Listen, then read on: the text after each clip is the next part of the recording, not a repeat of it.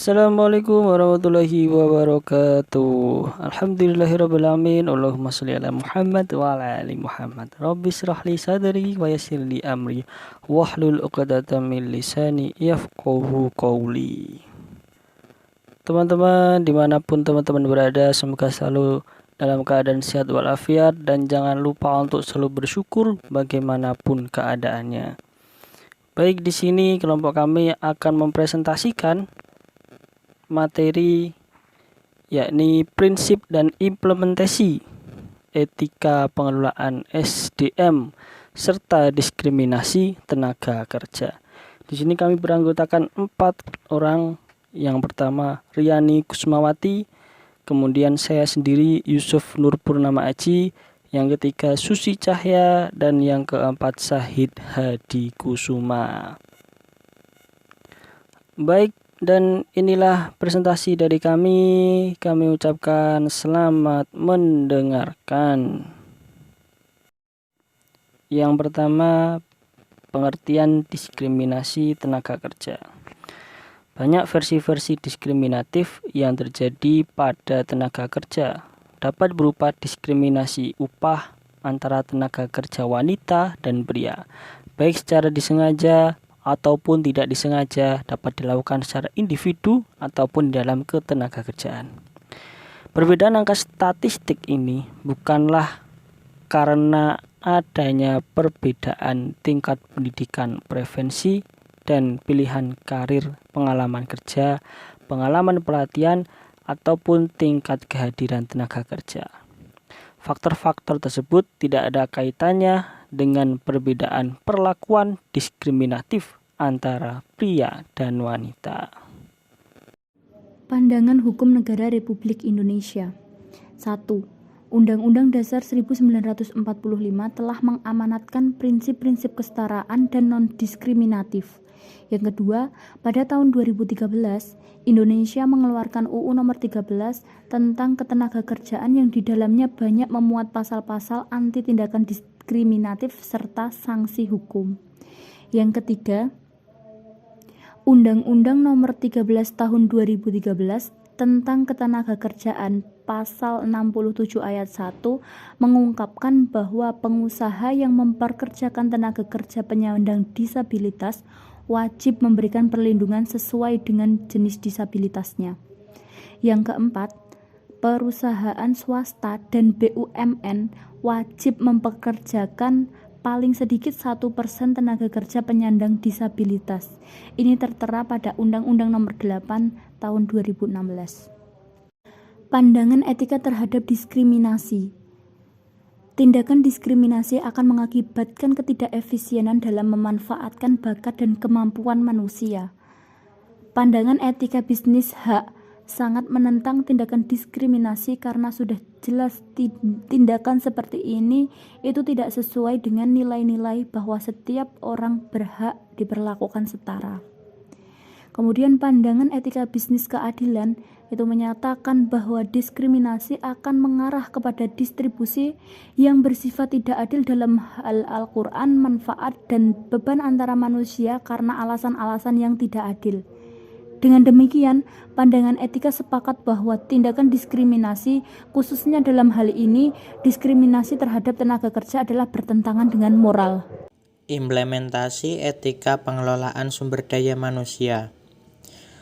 Peran sumber daya manusia dalam pengelolaan sumber daya manusia secara profesional dimulai dari proses rekrutmen, seleksi, penempatan kerja, pelatihan, sampai dengan pengembangan karir dan kompensasi. Akan tetapi, dengan pengelolaan secara baik dan profesional, harus bisa diharapkan sumber daya manusia dapat bekerja secara produktif agar tercipta keseimbangan antara kebutuhan sumber daya manusia dengan tuntutan secara kemajuan perusahaan. Pendelegasian wewenang. Ada 3 pengertian dalam pendelegasian wewenang. Yang pertama adalah tugas. Tugas adalah suatu kewajiban dalam pekerjaan yang telah ditentukan dalam organisasi. untuk melaksanakan pekerjaan yang telah ditetapkan dalam bidang masing-masing jabatan. Yang kedua ada kekuasaan, adalah suatu pekerjaan yang telah diberikan delegasi wewenang atau tugas dalam penyerahan dari tugas-tugas yang dipercaya. Seseorang memperoleh kekuasaan secara formal, misalnya karena adanya surat keputusan dari pimpinan perusahaan yang berwenang. Yang ketiga ada tanggung jawab. Tanggung jawab adalah suatu pekerjaan yang dilakukan organisasi atau suatu perusahaan yang diperoleh dari atasan terhadap tanggung jawab, pekerjaan ataupun kepercayaan yang diberikan dalam mendelegasikan wewenang agar berproses. Memberikan kontraprestasi atau kompensasi. Kompensasi merupakan kontraprestasi terhadap penggunaan tenaga kerja atau jasa yang telah diberikan oleh tenaga kerja. Kompensasi ini merupakan sejumlah paket yang telah ditawarkan organisasi kepada para pekerja sebagai imbalan atas penggunaan tenaga kerjanya. Nah, di situ dilihat dari cara pemberiannya. Kompensasi dapat dibedakan menjadi kompensasi langsung dan kompensasi tidak langsung. Kompensasi langsung merupakan kompensasi manajemen seperti upah, gaji, atau pay for performance seperti insentif dan gain sharing. Sementara itu, kompensasi tidak langsung dapat berupa tunjangan atau jaminan keamanan dan kesehatan. Mengembangkan kompetensi. Pengembangan sumber daya manusia berbasis kompetensi dilakukan untuk dapat memberikan hasil yang sesuai dengan tujuan dan sasaran organisasi atau perusahaan dengan standar kinerja yang telah ditetapkan. Kompetensi yang dimiliki seseorang karyawan secara individual harus dapat mendukung pelaksanaan visi dan misi organisasi melalui kinerja strategis organisasi tersebut agar mencapai tujuan yang diinginkan. Memberikan kepemimpinan. Kepemimpinan Islam berparadigma pada etika religiusitas dalam setiap perilaku dan proses etika kepemimpinannya. Namun, religiusitas seseorang berkeyakinan bahwa perilaku berasal dari dua sumber, yaitu yang pertama, kewajiban seseorang harus mempraktikkan religiusitas tersebut, dan yang kedua, perilaku merupakan afeksi dari religiusitas yang memberikan kontribusi dalam budaya, norma-norma, sikap, dan nilai sosial. Prinsip kebutuhan. Manusia adalah makhluk sosial, di mana secara naluri manusia ingin hidup berkelompok, baik secara organisasi maupun secara kelembagaan sosial. Manusia sebagai makhluk individu maupun sebagai makhluk sosial mempunyai berbagai macam kebutuhan, baik kebutuhan material maupun kebutuhan non-material. Nah, kebutuhan material merupakan kebutuhan untuk memenuhi jasmani, seperti contohnya sandang, pangan, kayak gitu. Nah, sedangkan kebutuhan non material yaitu kebutuhan yang berkaitan dengan kerohanian. Contohnya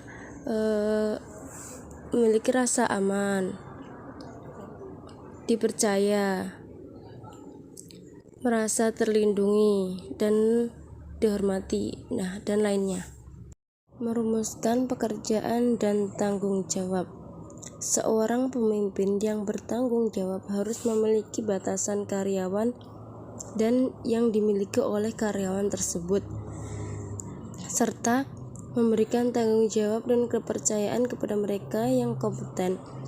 Harus sesuai dengan keahlian mereka dan kecakapan yang mereka miliki, karena hal ini sesuai dengan ajaran yang diajarkan oleh Islam. Bahkan setiap pekerjaan harus dirumuskan mengenai apa dan bagaimana, serta seberapa jauh karyawan berwenang dan batasan-batasannya. Dan demikianlah pemaparan presentasi dari kami. Apabila kami ada salah kata, mohon dimaafkan.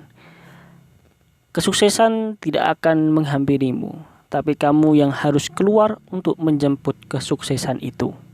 Karena semua hanya soal waktu, hitam atau putih, baik atau buruk, bahagia atau sedih, semua akan indah pada waktunya. Sekian dari kami.